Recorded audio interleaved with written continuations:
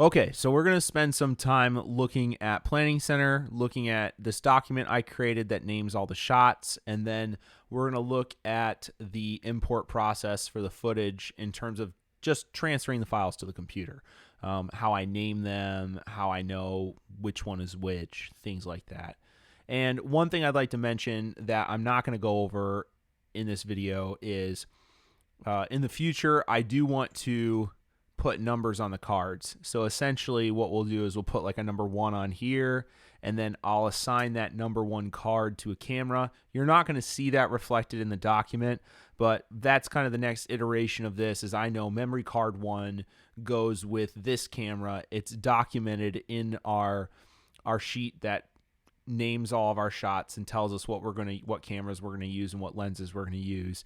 And then that way when we go transfer the footage, we know that memory card 1 was paired with the Blackmagic Pocket Cinema 6K with a 50mm lens that was filming the acoustic guitar. And that's just going to help us be more efficient and effective overall. And that's the goal of this. All right, so we're going to take a look at the computer screen real quick. I'm going to show you guys what's going on in terms of Planning Center and what I have going on in the shot list sheet. All right, so I have opened up Planning Center. I've opened up this document that I created in numbers. It's really simple. It just shows the shot, the camera, the lens that it's using, the memory card that it's using, which will eventually say memory card 1, 2, 3, 4, 5, 6, 7, whatever, who it's assigned to for that week, and the stand that's being used, a tripod, handheld. Maybe we'll put something on a gimbal, maybe an easy rig if we ever get one, things like that. So how I'm deriving all this is just from Planning Center. You know, I know what cameras we have available, and then I go back into Planning Center and I go, okay, let's take a look at the chapel services. So we're going to pull up the one from last week in Planning Center. We're going to pull up the 11th. Here it is. And I can see my team members on the left-hand side, so I know I have 3 camera people, which means if I have 5 cameras, that we're going to have 3 handheld shots and 2 static shots. Honestly, 3 handheld shots and 2 static shots, that's kind of great. You know, I really don't need more than that with the space that we have. It just doesn't make sense to have more than those 3 camera shots and then 2 static shots. You know, if I did have someone else, maybe it would be the acoustic, but it gets a little crowded on stage, because what we can see here is that we have 5 musicians. We have an acoustic guitar, a cajon, a cello, a lead worship leader, and then we have a piano, but it looks like the pianist is also singing or leading a song as well. And our team does a really great job of giving us notes. So you can see here on the right-hand side that we have all these notes in Planning Center, and go ahead and read through those notes. Like, understand what that flow looks like. So I'm going to confirm here that Holy Ground is being led by Anea, and then it looks like Came to My Rescue is being led by Adam. So I know that in terms of the first song, I'm going to have just a steady shot, something that's very reliable on the lead vocalist Anea. And then for the second song, I'm also going to have to think about my shots and plan my shots, because I'm going to I can't do anything overly creative. You know, you're not doing a hard pan all of a sudden off your lead vocalist. You know, you're going to stay in the pocket, and you're going to make sure that everything is really smooth, and that when your vocalist is singing, you're 100% on your vocalist. And then during transitions, you maybe can go to the hands on the piano or something like that, and then right back up to the vocalist singing as well. You know, I want to be able to get to that vocalist singing. I want to be able to get to that camera shot at any point in time when they are singing, and it to be perfect. So we don't want to be doing anything crazy with that. Same thing with the first song as well. All right, so when it comes to choosing my shots and naming them, what I'm going to start with is I'm going to start with the shot, and if it's a static shot or if it's a man shot. So you can see on the left side here, I have my shot. I have acoustic, cajon, cello, keys, and lead vocals. I have the camera name in the second column. So I have 2 6Ks, a C100, a 4K, and a C200. And then I have the lenses that are here. So for the static shots, what I wanted to do is I was like, okay, For a static shot, we don't really want a ton of things in the frame. Cajon, acoustic they're not the most interesting instruments. If I had a fourth person that was filming out of those two shots, I'd have that person filming the acoustic. But again, the cajon and the acoustic, they're not singing or anything like that. They're just rhythm and backup instruments. So I'm putting the 50 millimeter Canons on there. It allows me also to put them on a tripod and kind of get them out of the way. You'll notice with this week's worship that I said, hey, I don't care if those cameras are in the shots. I just thought it looked kind of cool. I've been watching some other YouTube videos and some other worship videos and stuff like that. And I said, you know what? Let's not care about that this week. Let's see what it looks like. So if you accidentally get one of the 6Ks in the shot, that's totally fine. So we place them a little bit differently, still low, still out of the frame for the most part, but they do come in every once in a while. So most of the time, what the 50 millimeter lenses are doing is they're shooting from one end of the room to the other. So you kind of have, you have your acoustic here and you have your 50 millimeter shot, back this way versus, really close. And then you have your cajon here and you have your 50 millimeter shot, kind of this way.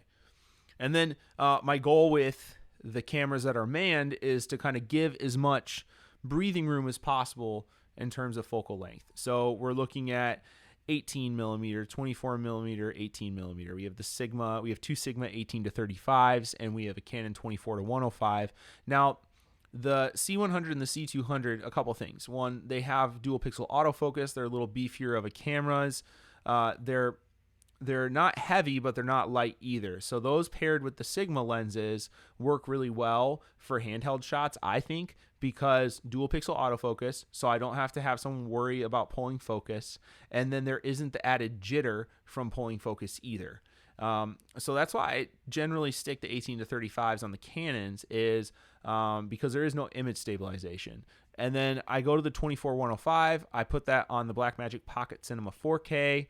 I do have one of the Metabones adapters on there. I think it's the 0.71 Metabones adapter.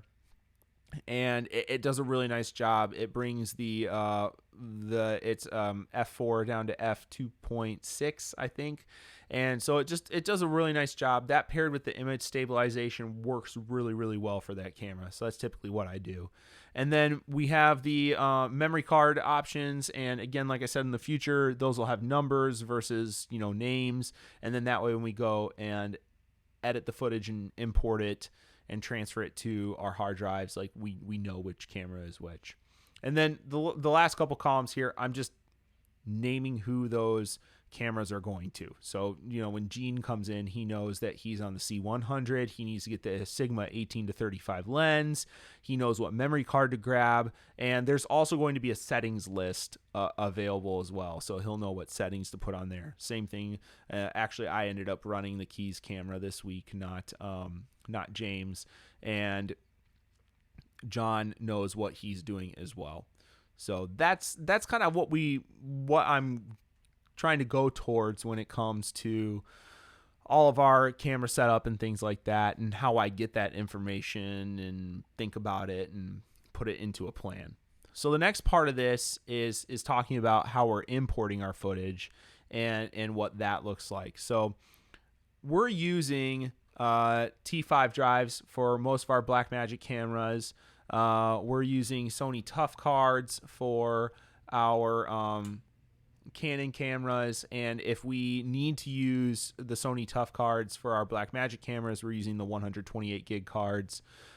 Those have 300 megabit per second read and write speeds. They're excellent cards for 4K, for high definition, and so I found them to work really well. And honestly, they are tough. They feel very different than my SanDisk card here. I feel like I could snap my SanDisk card right now just by kind of pulsing it back and forth. My Tough card, there's no give at all whatsoever. So very reliable cards that I have found so far.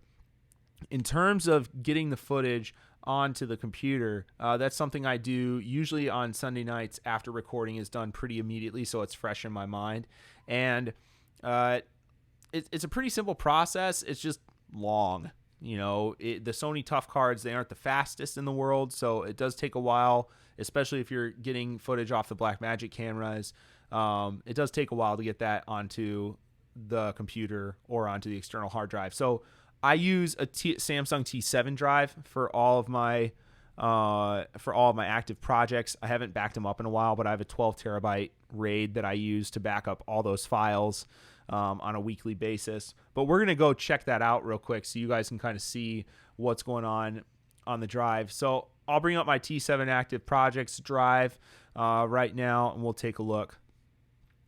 I've already completed Chapel Week 8. I've made a folder for it. I've already imported some footage just to give you guys an example.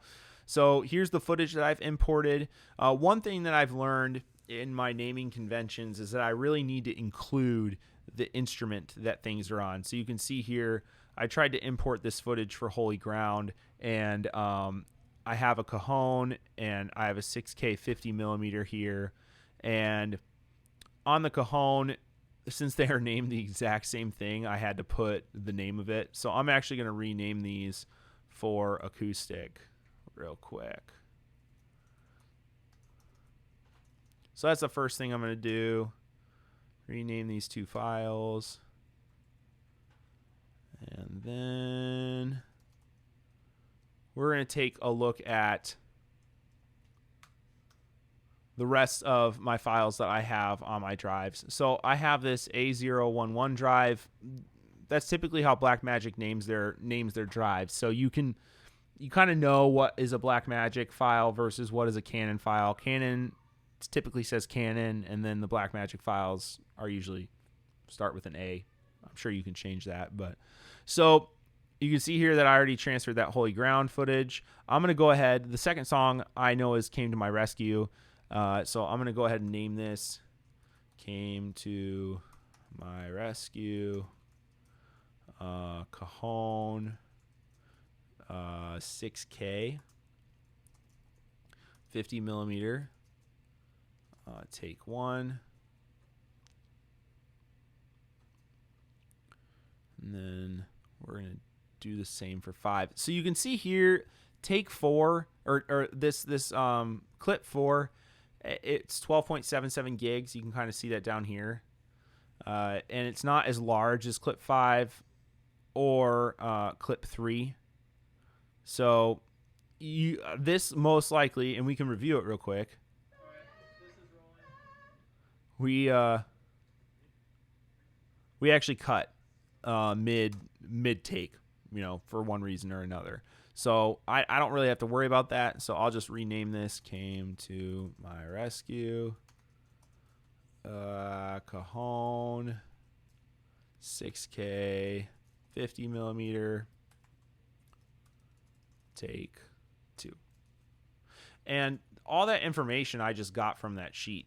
So, I mean, it's really easy. You just go back to your sheet and you look at it, and you get your naming conventions from that. So that's essentially what I do for my naming conventions. And when we get that into Final Cut, it really helps create the multicam clips. It's very simple, very easy to do. All right, so I'm going to take Came to My Rescue since I have not imported that yet, and I'm just going to drag it into the folder, the Week 8 folder. And I'll go and organize this a little bit more. I'll create a separate folder for worship and things like that. But for right now, all I'm doing is copying that footage over. And you can see here, because it's on a Sony Tough card and it's 45 gigs, it's going to take about 8 to 10 minutes to actually process through all that and transfer that footage to the computer. When you're using the T5 drive, it doesn't take long at all. It just does it, which is great. But it's going to take a little bit longer here for the Sony Tough cards. So in the next video, what we'll do is we'll go over how to import that footage into Final Cut and sort through it and create multicam clips and name camera angles and figure all that fun stuff out.